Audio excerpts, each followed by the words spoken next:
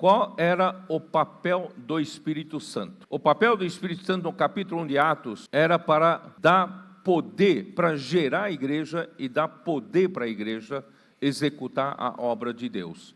Então, a partir da cruz de Cristo e a ressurreição de Cristo, inicia-se uma dispensação da fé dos que creem em nome de Jesus, e a partir de então começa a atuação forte do Espírito Santo na igreja e por meio da igreja.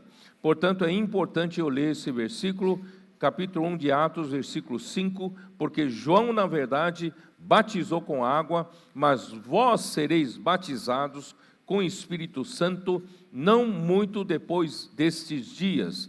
Versículo 8, qual é o objetivo de Deus batizar a igreja com o Espírito Santo? Primeiramente é para gerar a igreja, e em segundo lugar é para dar poder para a igreja poder se multiplicar, se expandir, né? Levando essa vida para toda a terra.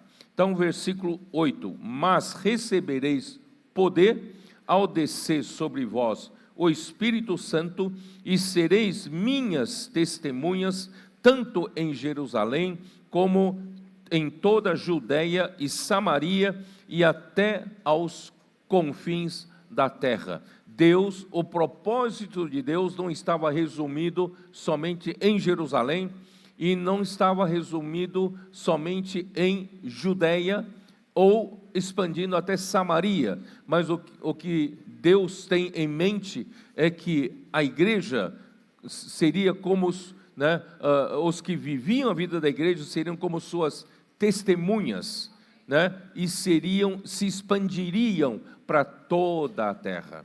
Portanto, irmãos, a igreja não se resume apenas em judeus que creram no Senhor. Também teria que incluir todos os gentios que crerão no Senhor a partir daquele dia.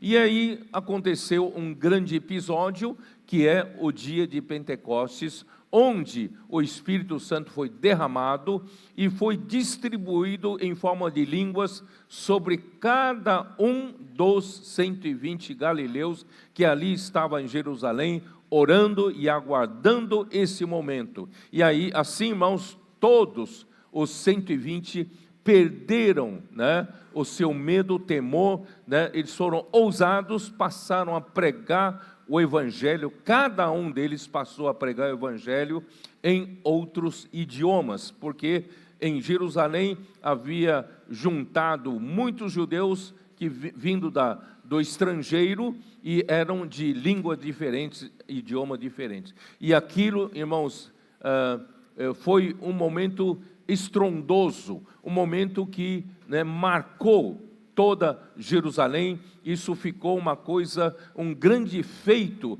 em Jerusalém. E tanto é que Pedro teve que levantar e falar a seguinte palavra. Eu vou só mencionar alguns versículos que eu tinha mencionado para mostrar para vocês, irmãos. Pedro, ele não trouxe em nenhum momento coisas da dispensação da lei. Em nenhum momento Pedro mencionou a circuncisão. Em nenhum momento Pedro mencionou da continuidade da prática da lei de Moisés. Em nenhum momento. Então, irmãos, onde se concentrava o evangelho que Pedro pregava? É isso que eu queria mostrar para vocês no capítulo 2, versículo 22. Varões israelitas, atendei a estas palavras: Jesus o Nazareno, varão aprovado por Deus diante de vós, com milagres, prodígios e sinais, os quais o próprio Deus, né, realizou por intermédio dele, dentre vós, como vós mesmos sabeis. Quer dizer,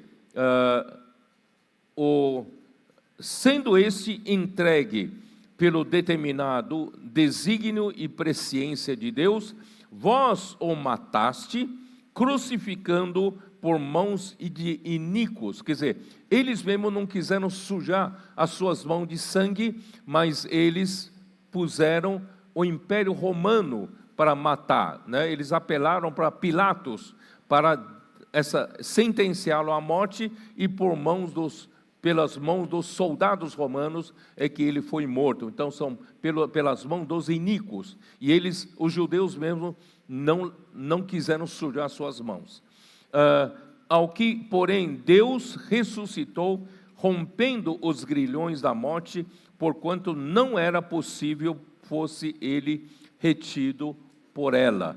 Irmãos, a morte e a ressurreição de Cristo era o tema principal da pregação de Pedro, porque a partir da morte e ressurreição de Cristo, irmãos, tudo muda. A dispensação mudou. Não era mais a dispensação da lei. A partir de então, era a dispensação da fé, de quem cresce em o nome de Jesus, né, estaria fazendo parte dessa dispensação e participaria do poder do Espírito Santo, né, para viver essa nova dispensação da graça.